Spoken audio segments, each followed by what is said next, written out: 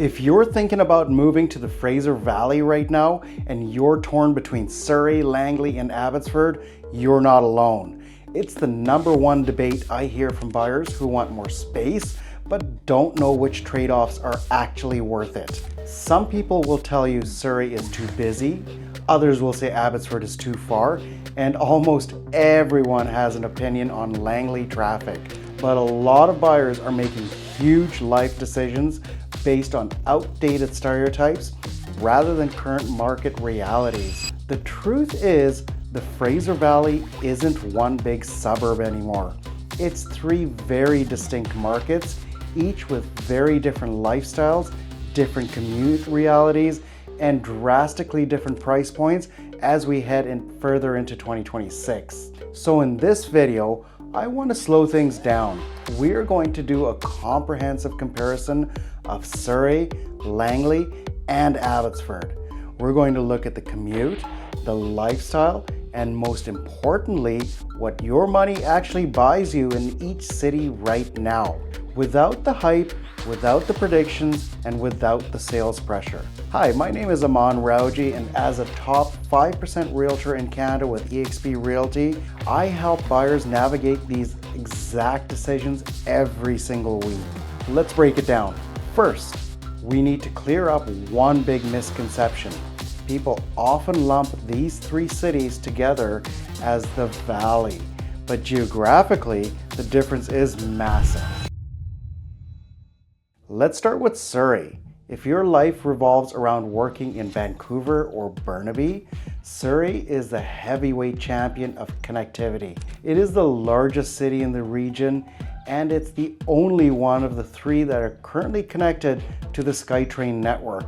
If you need to be downtown in 40 minutes or you rely on transit, Surrey is usually where the conversation starts. But here's the thing, because of that access, you are dealing with significantly higher density. The bridges, Patillo, Stellawasam, whatever you want to call it, Portman, Alex, Fraser, are all major choke points here. Now move east to Langley. This is the middle ground.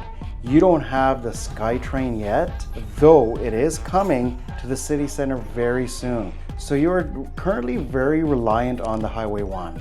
Commuting from Langley to Vancouver is a very different beast than commuting from Surrey. You are looking at an hour plus each way during rush hour. However, for many of my clients, Langley definitely is the sweet spot because they work locally or they have hybrid schedules. They aren't doing that drive 5 days a week. Then we have Abbotsford. This is where the geography really hits you.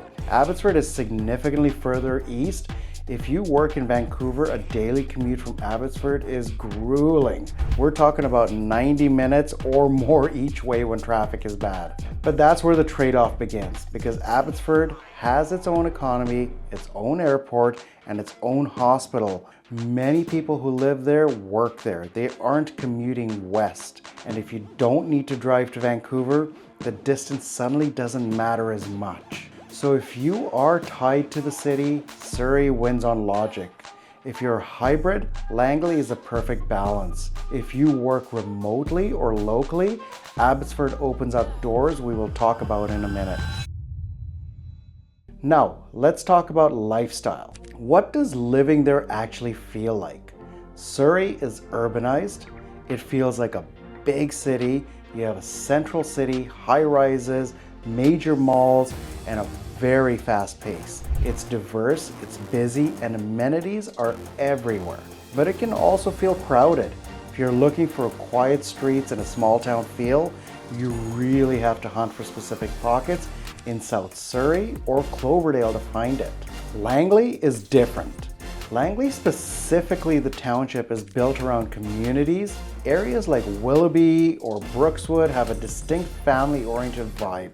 It feels newer. You see rows of modern townhomes, new schools, and community centers. However, a lot of buyers don't realize that Langley has growing pains. I actually did a full video on this recently called Moving to Langley BC. This is where I talk about all the infrastructure lag. The schools are crowded and parking can be a nightmare in the newer developments. But for families, the social aspect, neighbors, parks, walkability in places like Fort Langley is a massive draw. Then you have Abbotsford. This is where the pace slows down completely.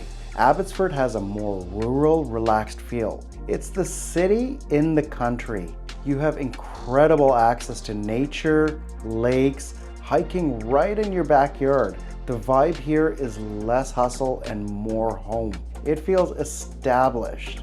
You aren't fighting for space the same way you are in a dense Willoughby development. It's quieter. For buyers coming from a cramped condo in the city, Abbotsford often feels like the first time they can actually breathe. But it is slower. If you want nightlife or high-end dining options, you might find Abbotsford a bit sleepy compared to the other two. Now, let's look at the numbers. This is where buyers often get the biggest shock. As of early 2026, the pricing landscape has drastically shifted. Let's look at detached homes first in Langley. The benchmark for a detached home hovering around 1.5 million. It's pricey. You are paying a premium for that lifestyle and the newer inventory. In Surrey, the composite benchmark is lower overall, but for a detached home in a desirable neighborhood, you're still looking around 1.37 million and often much higher in South Surrey. But then you look at Abbotsford. The benchmark for detached homes sitting just over $1 million, around $1,017,000. Think about that distinction. That is a roughly $400,000 gap between Langley and Abbotsford for a single detached family home. That's where your budget changes completely. For $1.2 million in Langley, you might be looking at a smaller, older home or a high-end townhome. But in Abbotsford, that same $1.2 million gets you a renovated house on a 7,000 square foot lot with a view. Now let's talk about townhomes. Langley townhomes are averaging around $630,000 to about $700,000, depending on the area and the size, of course. Surrey sits in a similar bracket, maybe slightly lower in some pockets, around the $600,000 mark for older stock. Abbotsford, you can find townhomes in the low 400s. So the question becomes, is the 20-minute drive down the highway worth $400,000 to you?